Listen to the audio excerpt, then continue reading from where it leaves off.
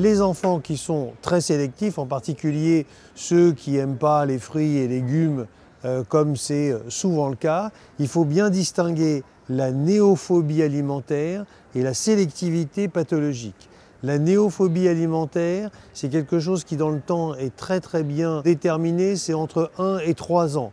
Un enfant qui ne veut pas manger des haricots verts, des brocolis à l'âge de 2-3 ans, je ne m'inquiète pas. C'est normal. Par contre, un enfant qui à l'âge de 5-6 ans mange qu'un certain type d'aliments, là par contre, il faut aider. Il faut savoir répéter, et les études ont montré qu'il faut répéter le même aliment 8 fois de suite avant qu'il puisse être intégré. Donc, par rapport à ça, il y a ce qu'on appelle un apprivoisement neurosensoriel. C'est-à-dire qu'un enfant qui, par exemple, n'aime pas les haricots verts, il faut mettre un haricot vert sur la table tous les jours. Alors au début, il va le prendre, au début, il ne va pas le regarder, au début, il va même s'énerver. On lui remet l'haricot vert. Le lendemain, parfois ça dure 15 jours, juste il le regarde.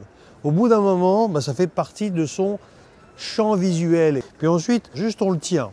On le tient, on le fait manger à un poupon, au père, à la mère. Il faut toujours qu'il y ait cet échange social de l'alimentation. Et au fur et à mesure, il s'habitue.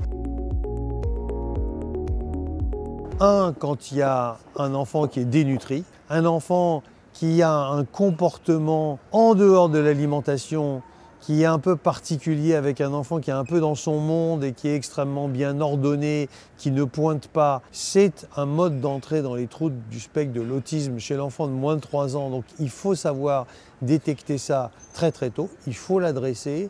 Et un enfant où les parents forcent sans arrêt l'enfant. Nous avons démontré que les enfants qui ne mettent pas tout dans la bouche vers l'âge de 7-10 mois, plus tard, ils ont du mal à appréhender les morceaux.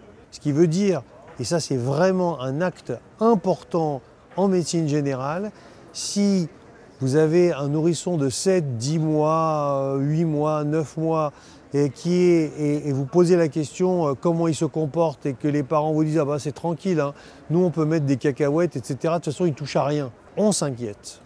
Il faut le solliciter parce que s'il n'a pas intégré cette étape qui est « je regarde, je prends, je mets en bouche », et bien à ce moment-là, il va passer à l'étape ultérieure sans avoir intégré celle-ci et il ne pourra pas manger dans de bonnes conditions.